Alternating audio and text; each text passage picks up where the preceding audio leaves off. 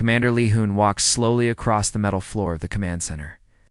His boots made soft, clicking sounds that echoed in the large room. Above him, a huge glowing map showed the galaxy, but many of the bright dots that once marked living worlds were now dark. The year was 2387.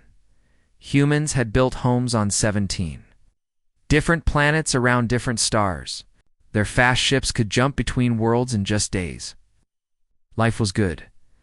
People traded goods, shared stories, and explored new places together. But something terrible was happening. Commander called Lieutenant Park Mina from her desk covered. In blinking screens, her voice shook a little. "I'm getting the last message from the Zephyrian Empire." Hyun turned to look at her. Mina was young, maybe 25 years old. She had been listening to space radio signals for weeks. Every day she heard fewer voices calling out from the stars. The big hologram in the center of the room lit up. Words appeared in the air, glowing blue against the darkness. The message was short and scary. "The Devourers come. Prepare. Fight.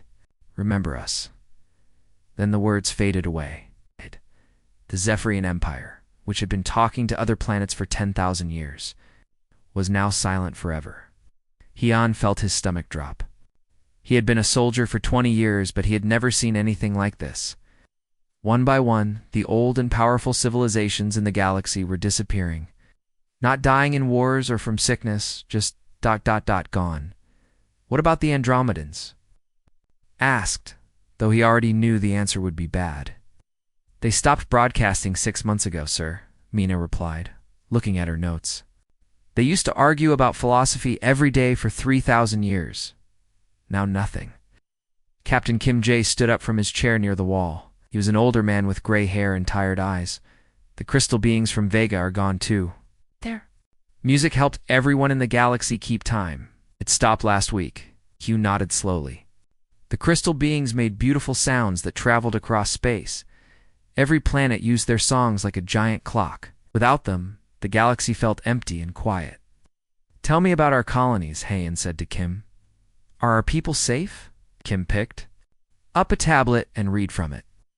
"All 17 human worlds are still there, sir, but they're all reporting the same thing. The advanced alien races are vanishing. No emergency calls, no signs of fighting. They're just not there anymore." Dr. Choyon walked over from her science station. She was holding her computer tablet so tightly that her knuckles were white. An was the smartest person Hayan knew, but today she looked scared. "Commander, I've been studying how these disappearances are happening," she said. "Whatever is doing this has a plan. It's moving through the galaxy in a pattern. It's the most advanced civilizations disappear first, then the next most advanced, and the next." Hyun felt cold. "So you're saying..." "Sir, humanity is probably near the end of their list. We're one of the youngest species in space. Our technology is good, but not as good as the ones that are already gone." The room became very quiet. Everyone could hear the computers humming as they tried to make sense of data from a galaxy that was slowly dying. Through the thick windows, Earth looked peaceful and blue. The people down there were going about their normal lives. They had no idea that their planet might be one of the last places in the universe where thinking beings still lived. Hyun looked around at his team. These people trusted him to keep them safe. But how could he fight an enemy that could make entire civilizations disappear without a trace? "How long do we have?" he asked Dr. An. She looked at her tablet again. "Based on the pattern, maybe 6 months, maybe a year. It's hard to tell because we don't know what these ... DEVOURERS ... really are." Lieutenant Park Mina spoke up from her station. "Sir, should I send a message to all human colonies? Warn them?" I ain't thought about this. If he warned everyone, people might panic. But if he didn't warn them, they wouldn't be ready for what was coming. "Yes," he said finally. "Send a priority message to all human worlds. Tell them about the disappearances. Tell them to start preparing defenses. We don't know what's coming, but we're going to be ready for it." As Mina typed the message, Heen looked up at the galaxy map again. So many lights had gone out. So many. Voices had been silenced, but humanity was still here. They were young and maybe not as smart as the older races. They had something else. They had survived ice ages and wars and diseases on Earth. They had built ships and traveled to the stars when everyone said it was impossible. Maybe being young and stubborn would help them now. Whatever these devourers are, Heon said quietly to himself. They're about to learn what humans do when someone tries to destroy us. Outside, Earth kept turning, and somewhere in the darkness, between the stars, something ancient and hungry was getting closer. 3 months had passed since the galaxy went quiet. Admiral Songmin stood on the bridge of her ship, the Defiant, looking out at the stars above Kepler-4 for to be. This planet was one of humanity's farming worlds, where they grew food to send to other human colonies. Songmin was a tough woman who had fought in many battles, but today she felt worried. The reports from Commander Li Huyan back on Earth were getting worse every week. More alien civilizations were disappearing, and no one knew why, Admiral? We're picking up something strange on our sensors, said Captain Yun-Su from his station. He was staring at his screen with wide eyes. Something big is coming out of deep space. Songmin walked over to look at the readings. The numbers didn't make sense. Whatever was approaching was huge, bigger than any ship humans had ever built. And there wasn't just one. There were dozens of them. Put it on the main screen, she ordered. The front wall of the bridge lit up with an image that made everyone gasp. Massive shapes were sliding out of the darkness between stars like giant sea monsters rising from deep water. But these weren't natural creatures. They were ships. But unlike any ship humans had ever imagined, each vessel was as long as a city. Their hulls curved and twisted like living things, but they were also covered in metal and glowing lights.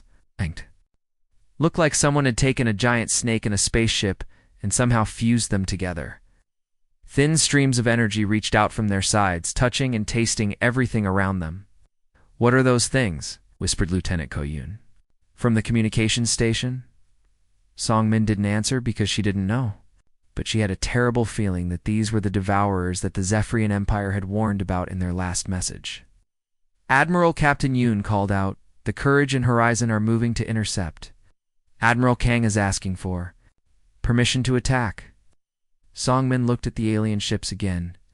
They were moving slowly toward Kepler-4 for 2B, not seeming to care about the human fleet at all. The energy streams coming from their hulls were scanning the planet and the human ships. Like a doctor checking a patient. "Granted," Songmin said. "All ships, weapons free. Let's see what we're dealing with." The human fleet spread out in attack formation. It had 12 destroyers and 3 cruisers. Good ships with powerful weapons. On paper, they should be able to handle almost any threat. The Courage and Horizon went first, their plasma cannons lighting up space with bright blue fire. The energy bolts hit the lead alien ship right in the center. Any human ship would have been blown apart by those hits. The alien ship didn't even slow down. "Direct hits on target," reported Captain Yoon, checking his instruments. "But, Admiral, their hull isn't even scratched." Songmin felt her heart sink. Their most powerful weapons had done nothing, not even a dent. Then the alien ship responded. A beam of pure white light shot out from the front of the creature ship. It touched the Courage for just a second, and the destroyer simply stopped existing. One moment it was there, the next moment there was nothing but empty space and scattered atoms.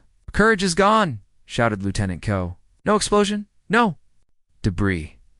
It's just ... gone." The alien beam swung toward the horizon. Captain Park, the ship's commander, tried to dodge, but the beam was too fast. The Horizon lasted a few seconds longer than the Courage, just long enough to send a desperate radio message. "This is the Horizon.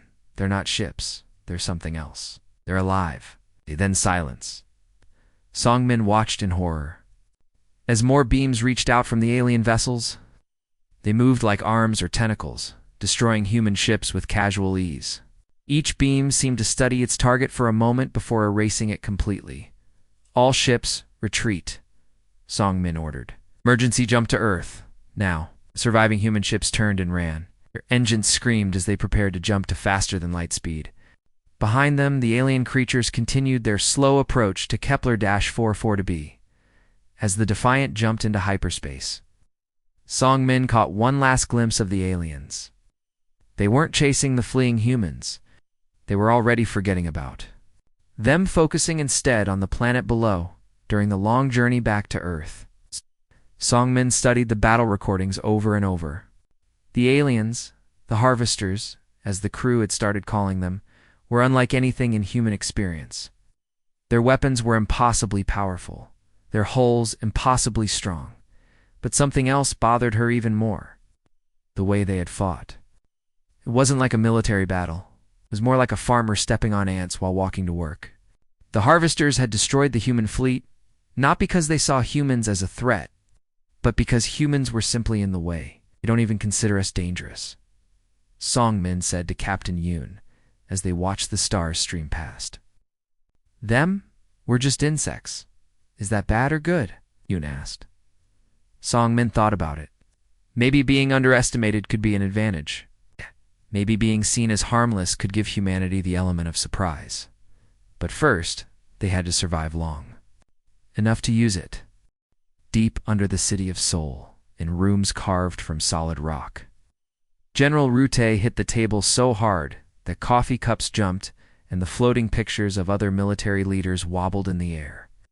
His face was red with anger, but his eyes were sharp in thinking. They think we're not worth their time, he said loudly. Perfect. Let's make them regret that mistake.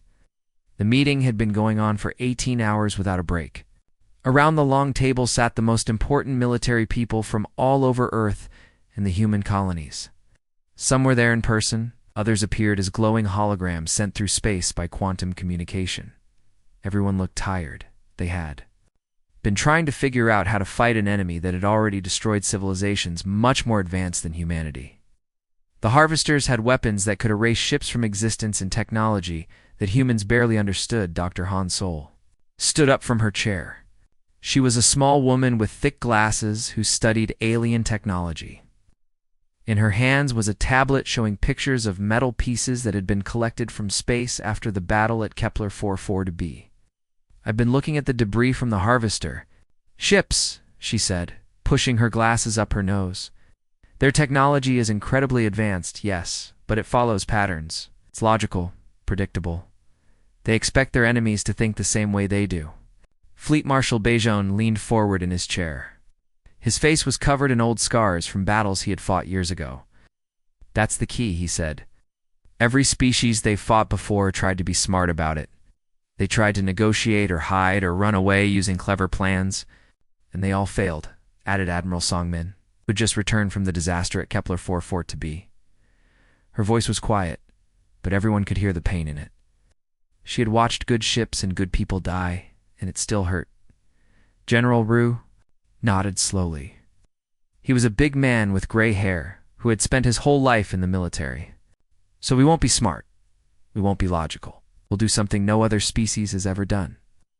He paused and looked around the table at each person. We're going to fight them the human way. What exactly does that mean? Asked Colonel Lee from the Mars colony, speaking through his hologram. Drew stood up and walked to a large screen on the wall. With a few button presses, he brought up pictures of Earth's moon and Mars.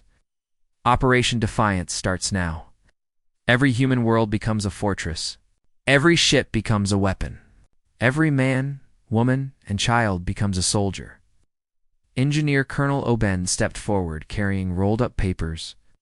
She was the best builder in the human military, the person who designed their strongest fortresses and fastest ships. She spread the papers on the table, showing detailed drawings of construction plans. Luna Base will be completely rebuilt, she explained, pointing to the drawings. Instead of a research station, it becomes the biggest weapons platform humans have ever built. We'll cover the entire surface with guns, missile launchers, and energy weapons. What about Mars? Asked someone. Oh, Ben flipped to another page. The shipyards on Mars are already changing their production lines. Instead of cargo ships and passenger transports, they'll build nothing but warships. But not normal warships. She smiled grimly. Ships designed specifically to fight the harvesters. Dr. Hansol looked puzzled. But we can't match their technology. Their weapons are too powerful, their armor too strong. We're not going to try to match them, General. Rue said. We're going to do what humans have always done when faced with a stronger enemy. We're going to cheat.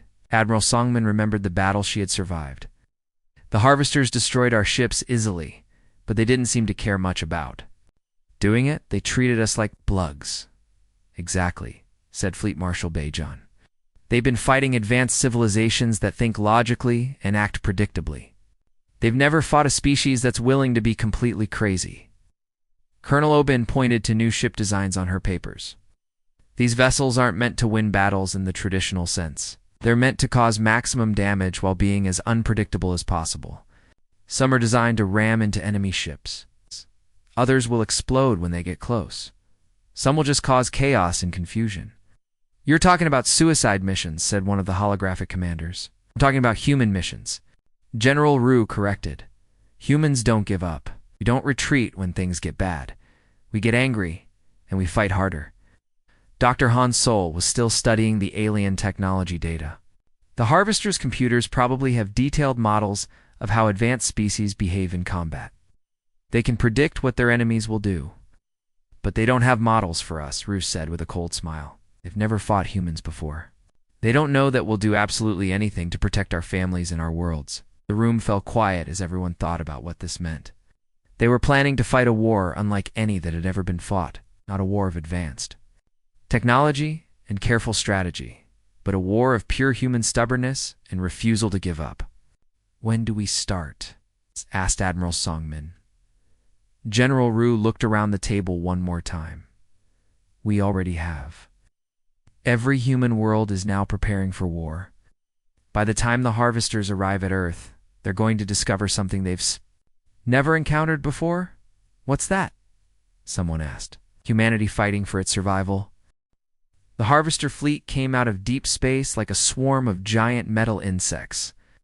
There were thousands of them, each one bigger than a human city. They moved in perfect formation toward the sun and the planets that orbited around it, inside their biomechanical minds. The harvesters were confident.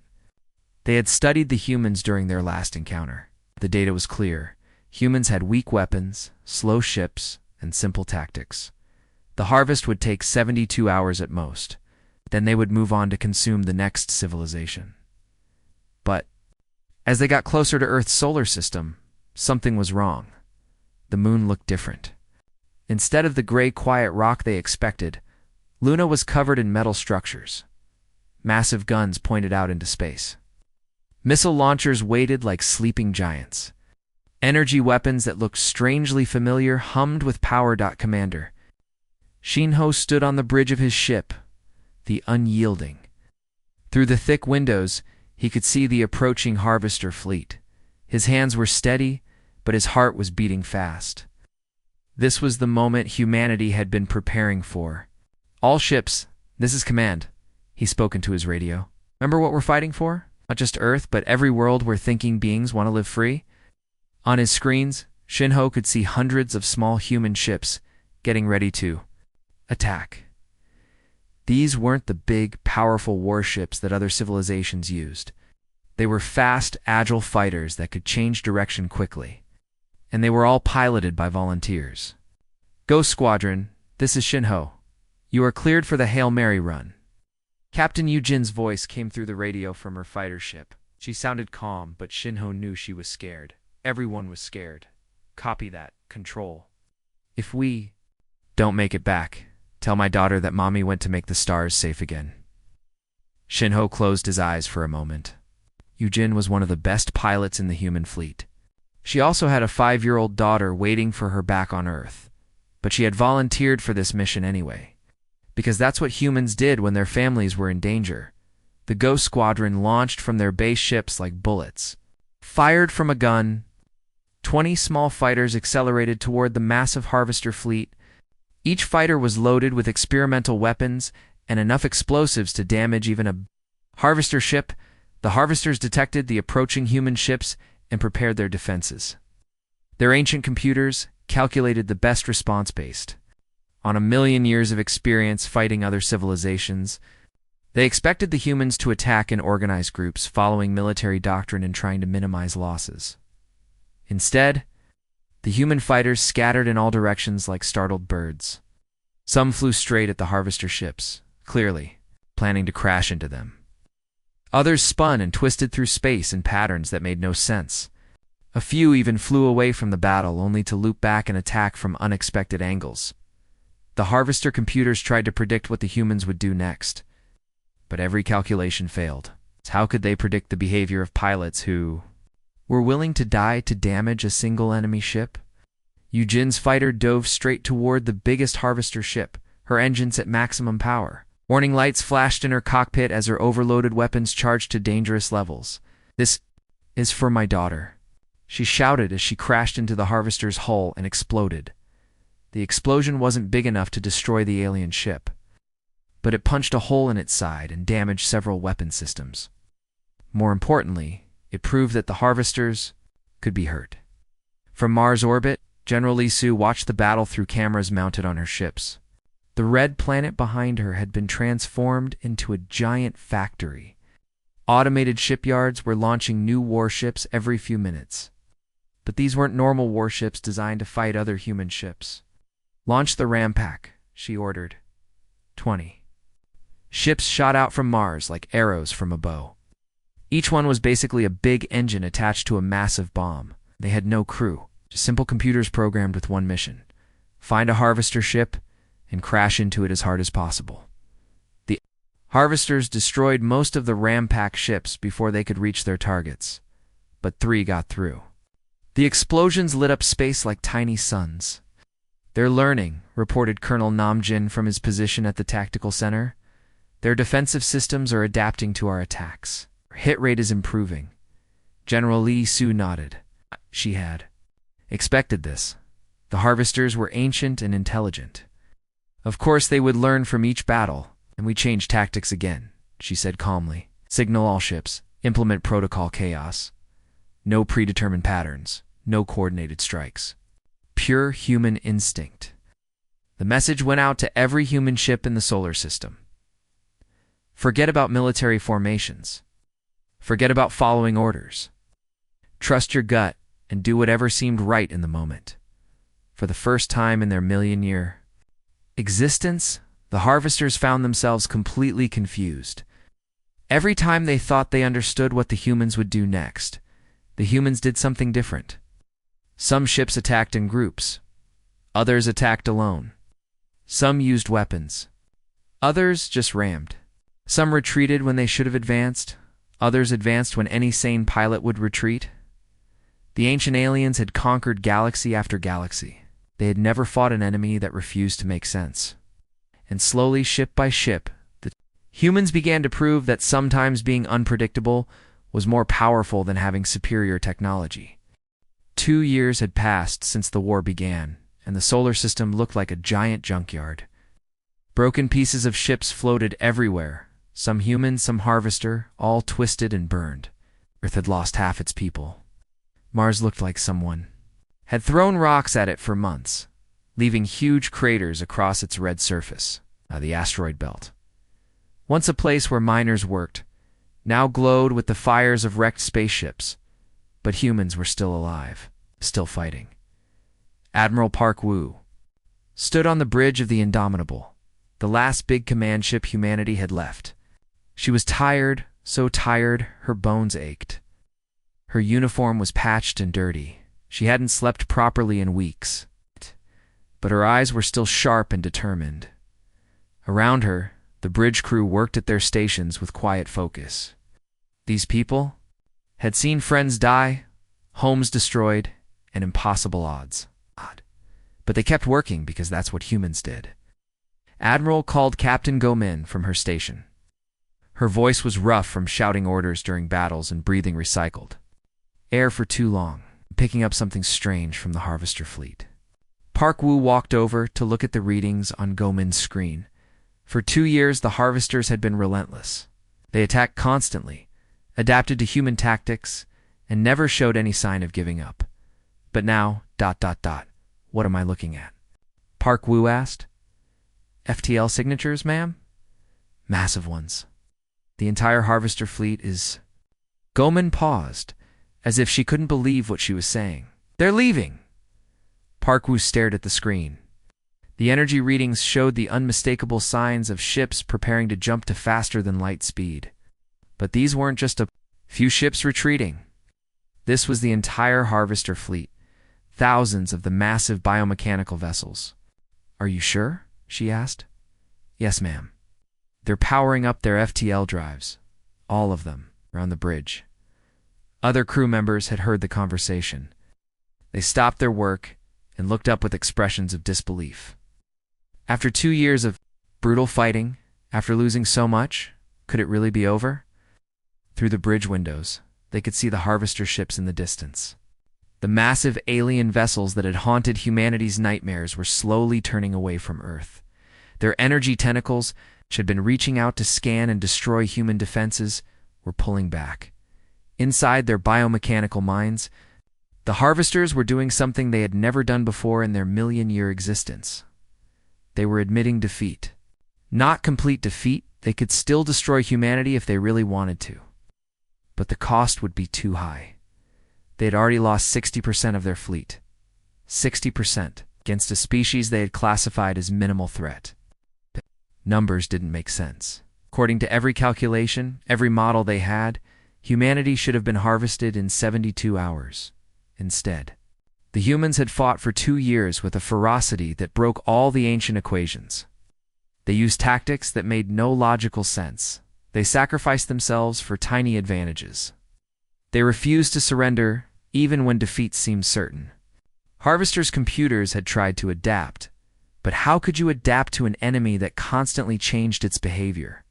How could you predict opponents who were willing to ram their ships into yours just to damage a single weapon system? It was inefficient. It was wasteful. It was completely irrational. It was also effective. As the last Harvester ship prepared to jump away, Park Woo made a decision. She walked to the communications station and activated the emergency broadcast system. "This is Admiral Park Woo of the Terran Defense Fleet," she said into the microphone. Her voice would be transmitted across the entire galaxy, carried by relay. "Stations that had somehow survived the war, I'm broadcasting to any survivors out there. The Harvesters have been driven back. Repeat, the Devourers can be defeated." She paused, thinking about all the people who had died to make this moment possible. Captain Yu, Jin, and her daughter, Commander Shinho and his crew, millions of soldiers and civilians who had refused to give up. "Humanity stands ready to assist any civilization willing to fight for their freedom," she continued. The stars went. "Silent, but Earth has spoken. We are here, we endure, we fight." The transmission went out across space, traveling from star to star.